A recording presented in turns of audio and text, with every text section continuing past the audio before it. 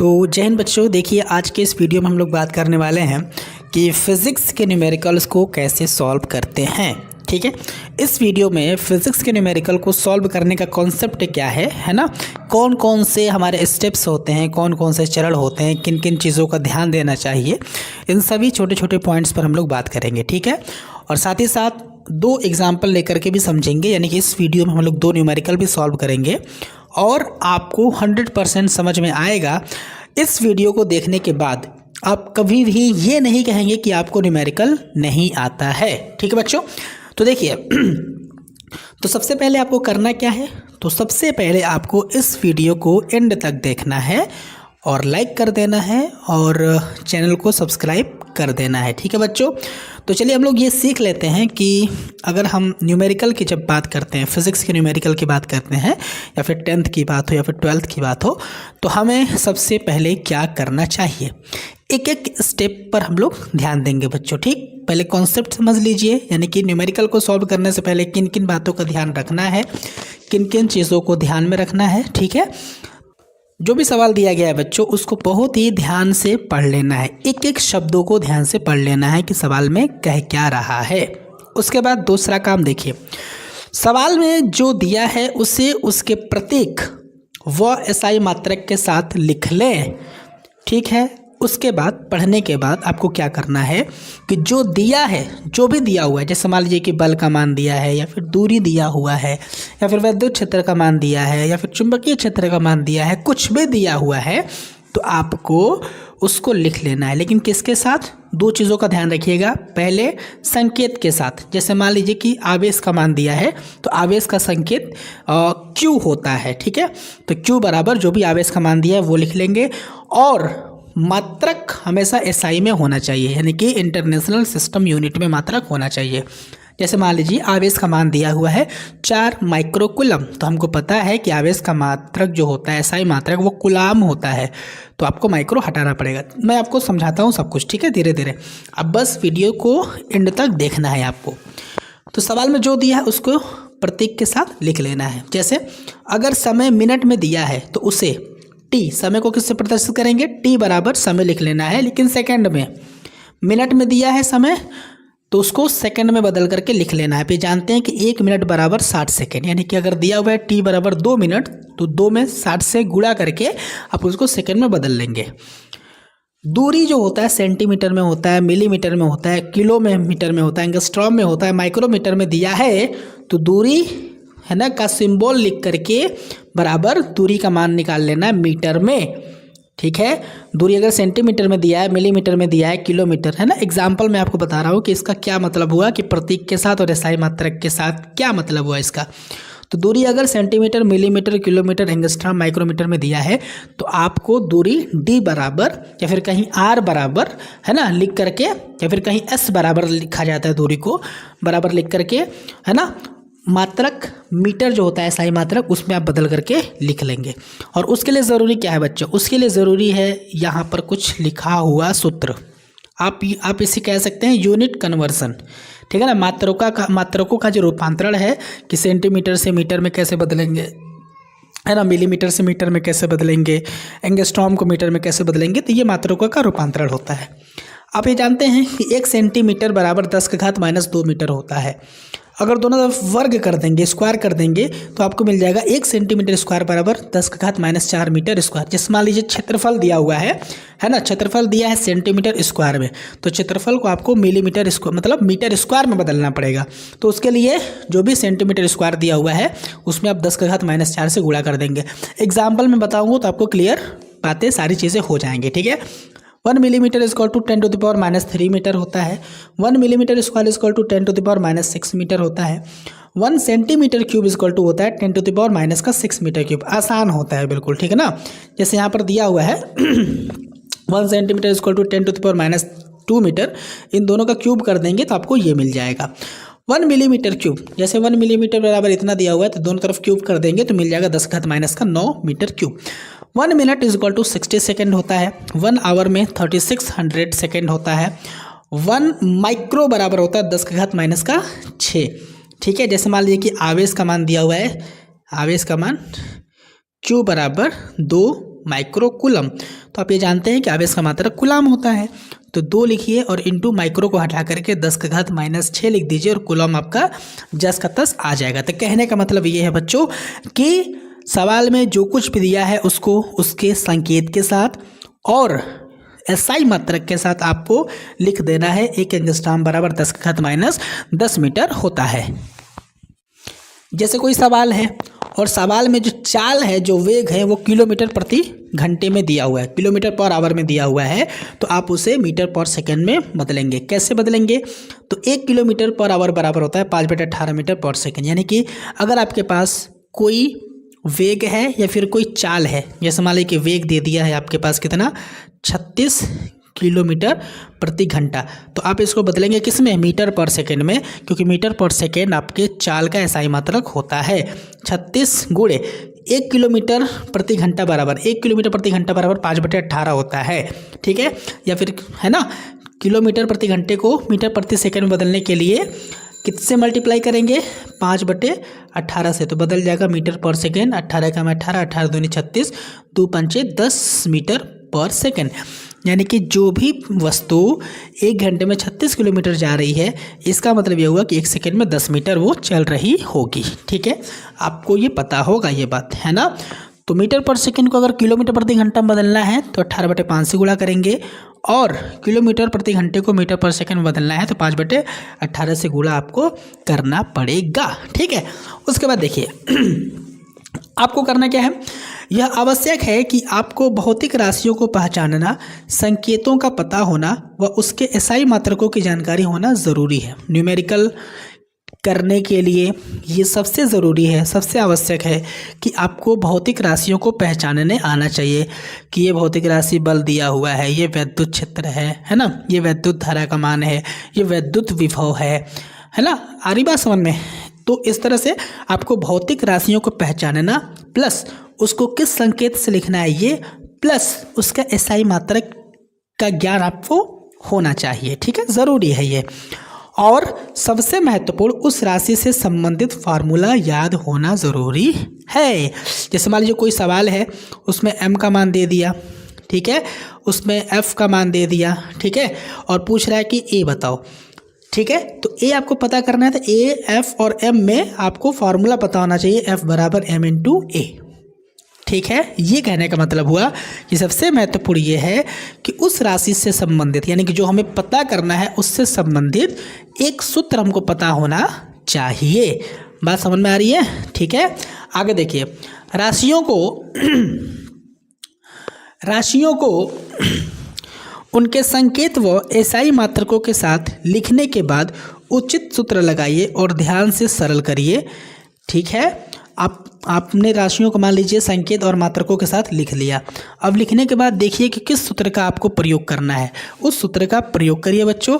और प्रयोग करने के बाद आपको आसानी से या फिर सरलता से या फिर ध्यानपूर्वक आपको उसको सरल करना है। सरल मतलब जोड़ घटाना गुणा भाग आप करिए, ठीक है। यदि मैथ्स के बेसिक्स ठीक हैं तो आपको उत्तर आसानी से प्राप्त हो जाएंगे। न्यूमेरिकल में ज़रूरी होता है बच्चों कि आपको मैथ्स के बेसिक्स आपको अच्छे से आना चाहिए, आपको ज्ञान होना चाहिए। मैथ्स के जो बेसिक्स होते हैं, जो आधार होता है मैथ का, वो आपको पता होना चाहिए। बेसिक में आपको जैसे गुणा भाग जोड़ घटाना, दशमलव वाले जोड़ गुणा भाग हो या फिर नॉर्मल हो जोड़ गुणा भाग या फिर भिन्न वाले जोड़ गुणा भाग हो, ये आपको आना चाहिए। सरलीकरण आना चाहिए, समीकरण का आपको ज्ञान होना चाहिए, ठीक है।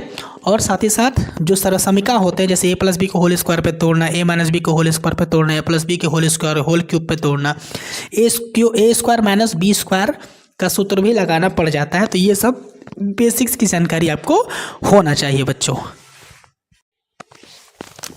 देखिए, अब आपके पास कुछ भौतिक राशियां लिखी गई हैं और साथ ही साथ उसके सामने उसका एसआई मात्रक लिखा हुआ है, ठीक है।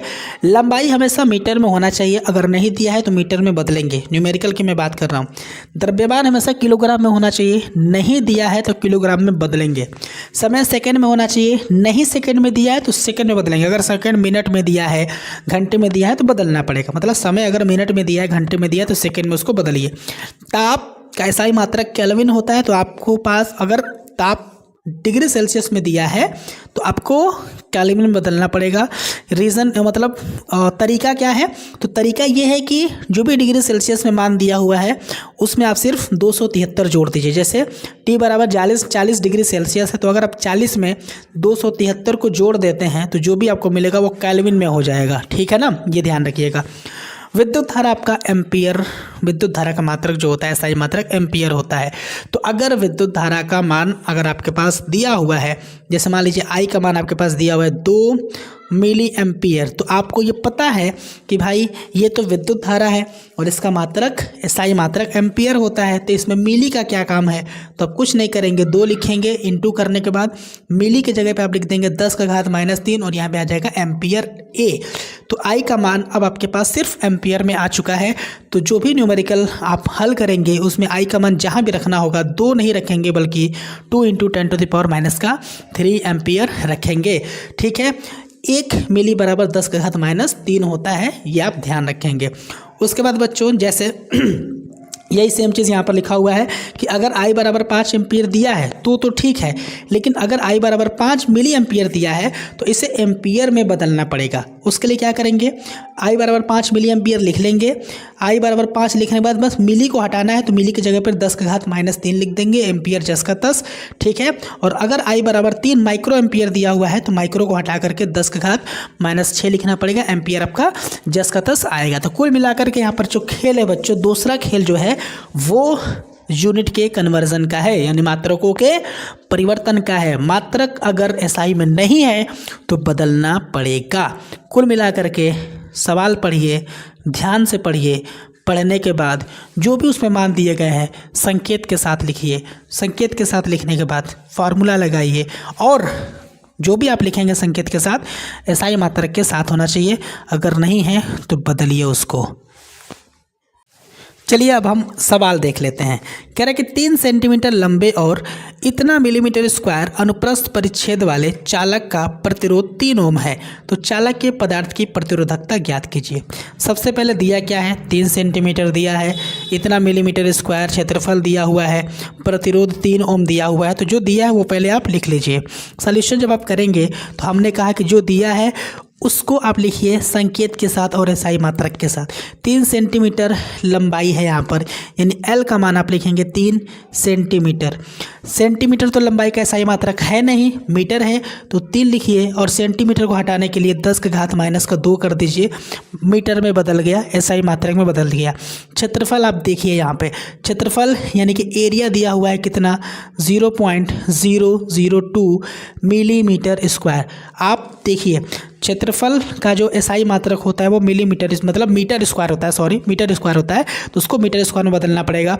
उसके लिए आपको पता होना चाहिए कि 1 मिलीमीटर = 10⁻³ मीटर होता है। स्क्वायर करना है, दोनों तरफ स्क्वायर जब आप कर देंगे तो ये हो जाएगा आपका 6, यानी कि मतलब 0.002 इंटू करने के बाद इस मिली को हटा करके 10 का घात -6 मीटर स्क्वायर आपको करना पड़ेगा। प्रतिरोध यानी कि प्रतिरोध को कैपिटल R से रिप्रेजेंट करते हैं। प्रतिरोध R बराबर दिया है 3 ओम। इतना करने के बाद जो पूछ रहा है प्रतिरोधकता पूछ रहा है, प्रतिरोधकता को हम हमेशा ओम से किससे रो से हमेशा प्रदर्शित करते हैं प्रतिरोधकता को, तो रो बराबर आप यहाँ पर लिख लेंगे। अब रो में आपको एक ऐसा सूत्र पता होना चाहिए जिसमें कि LRA आता हो, ठीक है। तो ऐसा सूत्र क्या होता है, तो हमको पता है एक सूत्र होता है रो बराबर कैपिटल R × A अपॉन में L।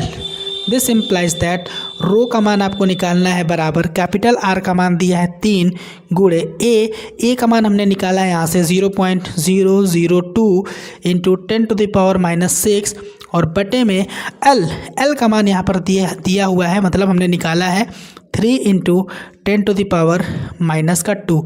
3 से 3 पूरा का पूरा कटने वाला है। और देखिए आप यहाँ से रो का मान निकालेंगे बच्चों, जो 0.002 है उसको आप एज इट इज़ उतारिए, 10 का घात -6, नीचे -2 है, ऊपर जाएगा ये प्लस का 2 हो जाएगा और आपके पास आएगा रो बराबर 0.002 × 10⁻⁻4 आएगा। ठीक है, जब भी हमारा आंसर आता है बच्चों फिजिक्स में न्यूमेरिकल में हमेशा पॉइंट है ना, पॉइंट के आगे मतलब पॉइंट के आगे सिर्फ एक डिजिट होना चाहिए, यानी पॉइंट को फिक्स करके यहाँ पर लाएंगे 0.2, क्या लिखेंगे 0.2 इंटू 10⁻⁻⁴। ये नंबर छोटा है, ये बड़ा हो गया। छोटा से बड़ा करने में हमने कितने अंक को पास किया था, 1-2 अंक को हमने पास किया, तो ये छोटा नंबर है तो 2 और माइनस हो जाएगा यहाँ से। तो आपके पास रो का मान आएगा 0.2 इंटू 10⁻⁴ और जो रो है इसका SI यूनिट होता है ओम मीटर। कितना होता है बच्चों, ओम मीटर होता है। तो मुझे उम्मीद है बच्चों कि आपको ये समझ में आया होगा। दूसरा एग्जाम्पल है, किसी चालक तार में इतना मिली एम्पियर की धारा प्रवाहित हो रही है। तो बच्चों धारा का जो रिप्रेजेंटेशन होता है, धारा को प्रदर्शित करते हैं I से।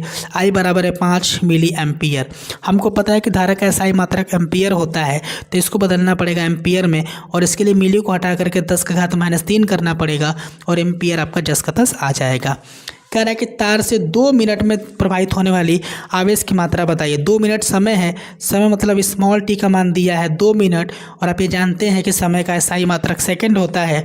तो 2 लिखने के बाद मिनट बराबर 60 सेकंड से आप गुणा कर देंगे तो आपके पास आएगा t बराबर 6 दूनी 12 120 सेकेंड आ जाएगा।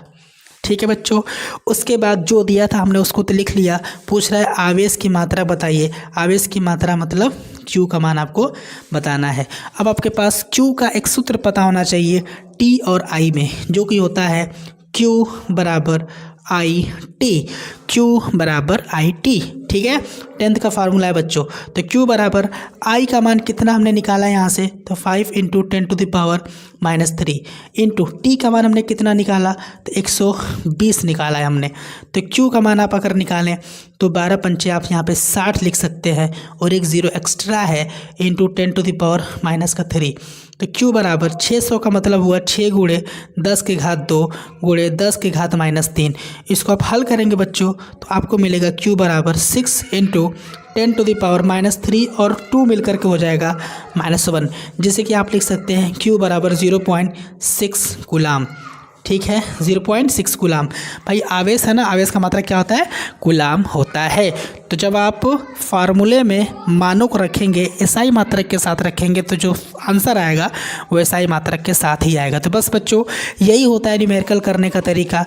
मुझे उम्मीद है कि न्यूमेरिकल करने आपको आ गया होगा, आपने सीख लिया होगा कि न्यूमेरिकल कितना आसान होता है करना। ठीक है ना, लगभग 90 से 95% ऐसे न्यूमेरिकल्स होते हैं जिनको करने का तरीका बिल्कुल ऐसे ही होता है बच्चों।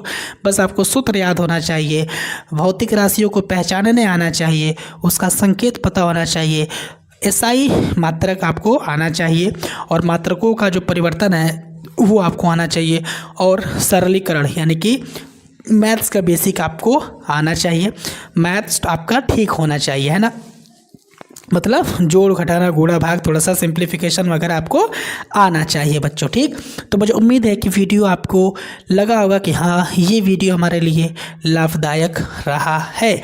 तो अगर आपको वीडियो पसंद आया तो वीडियो को प्लीज़ लाइक कर दीजिए, चैनल को प्लीज़ सब्सक्राइब कर दीजिए, ताकि इसी प्रकार के वीडियोस मैं लेकर के आता रहूं और मुझे भी कुछ हौसला मिलता रहे बच्चों। तो आप अपना बहुत ज़्यादा ख्याल रखिए। जय हिंद, वंदे मातरम।